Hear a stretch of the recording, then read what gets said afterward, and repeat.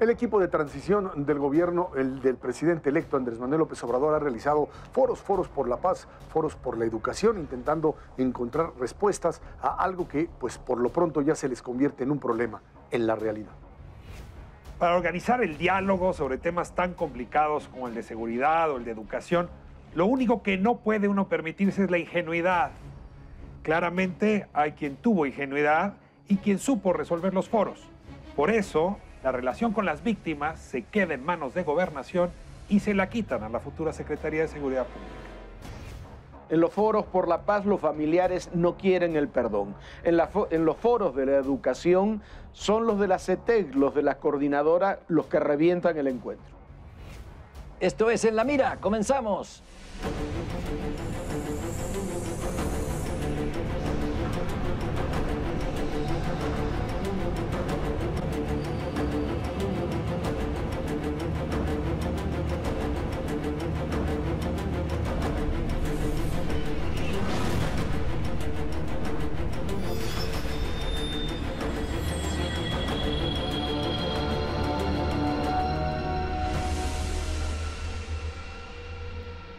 Bueno, pues ahí están estos foros que fueron organizados por el equipo de transición de Andrés Manuel López Obrador con la intención finalmente de establecer lo que sería, pues, un diagnóstico, suponemos, de tanto los temas de seguridad como los temas educativos, en esta idea de ir creando consensos.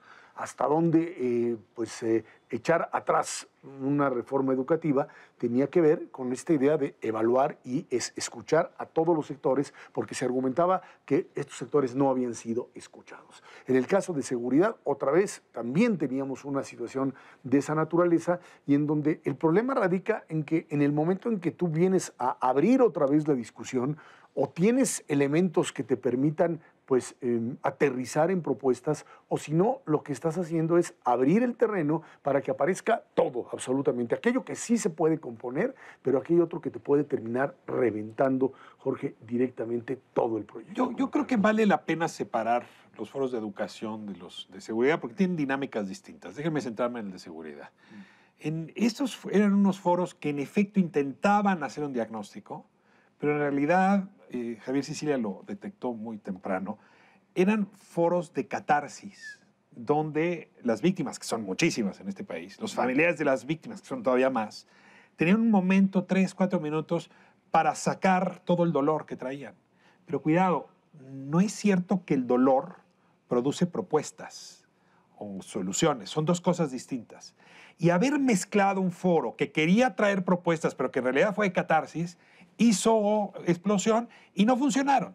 Al punto donde ahora se le quitan a la futura Secretaría de Seguridad Pública, Alfonso Durazo, el control de esos foros y ese diálogo, y se le entregan a la Secretaría de Gobernación para que desde ahí se establezcan métodos más funcionales. Más allá del talento, que yo creo que Alejandro Encinas tiene más talento que el equipo que estuvo llevando los foros de pacificación, el problema que hay, y me parece que es el problema que permea a ambos foros con características diferentes, como tú dices, es que no se pueden hacer los foros si no tienes una base sobre la cual analizar y discutir. Tú no puedes plantearle a la gente, perdón, amnistía, pacificación o qué se va a hacer o comisiones de la verdad, si no tienes una estrategia de seguridad, una estrategia de justicia clara sobre la cual discutir.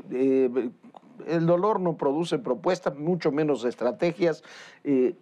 Estos foros sirven cuando hay un diagnóstico, por lo menos, ya que se le presenta a la gente y se le dice, queremos avanzar por tal rumbo, metamos todas las ideas, todas las propuestas, y no hay ni remotamente una estrategia de seguridad definida. Un día se dice una cosa, otro día se dice otra, un día se cambian hasta de instituciones y de organismos que van a encargarse de la seguridad.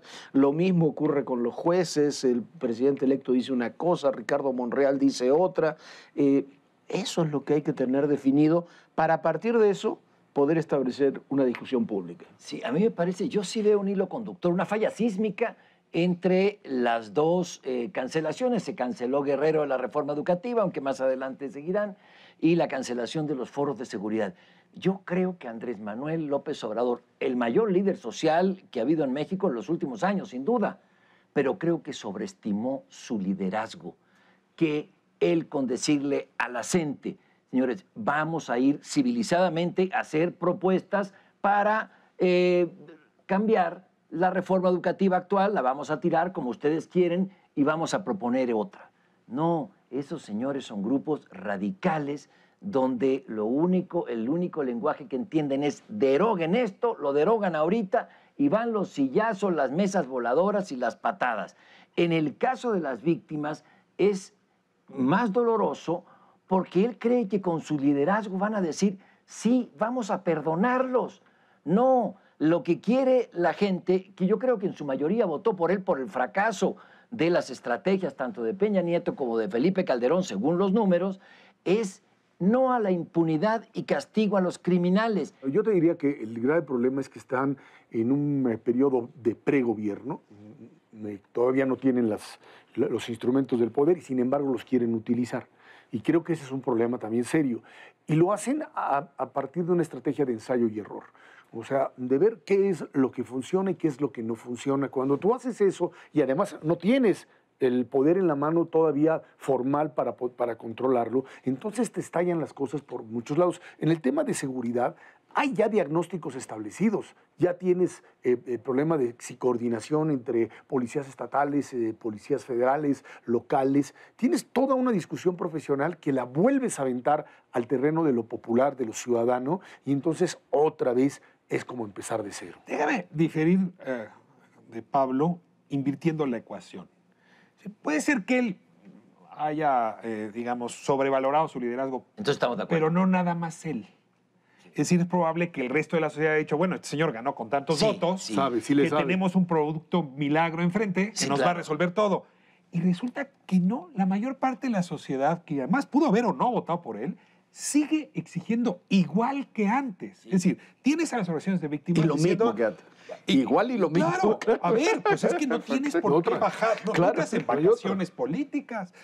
Y lo mismo ocurre con el tema educativo. A ver, resulta que llega López Obrador y entonces el tema educativo lo podemos meter debajo de la alfombra. No, pero son sus clientelas, Ricardo. Pero lo interesante es esto, es que López Obrador es efecto del cambio, no causa del cambio. Y quizás también hay que asumir que López Obrador es el efecto, sí, del cambio, pero de un cambio que es demasiado heterogéneo, con demasiadas clientelas diferentes, que lo trascienden. A ver, parte de las golpizas de Guerrero, de la CETEC, es contra los hijos de Elba Ester. Se olvidan que Elba Ester fue aliada de Andrés Manuel.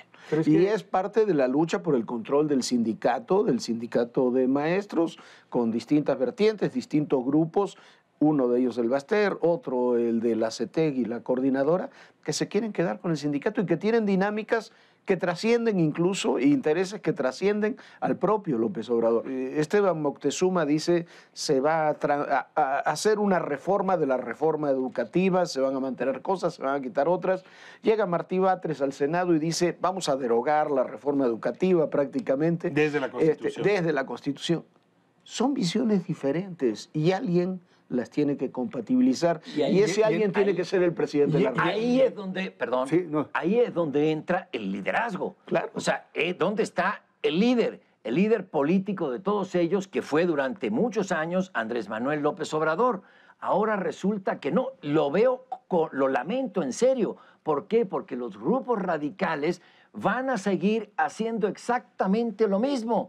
Van a seguir tomando carreteras, van a seguir tomando aeropuertos cuando no se haga exactamente lo que ellos quieran.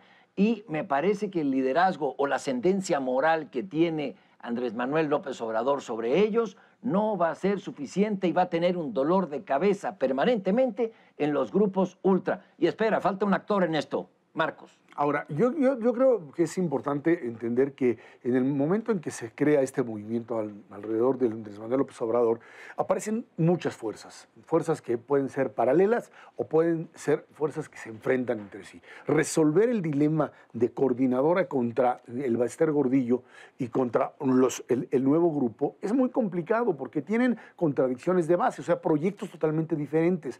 Ese es cuando se decía, es que es un modelo populista.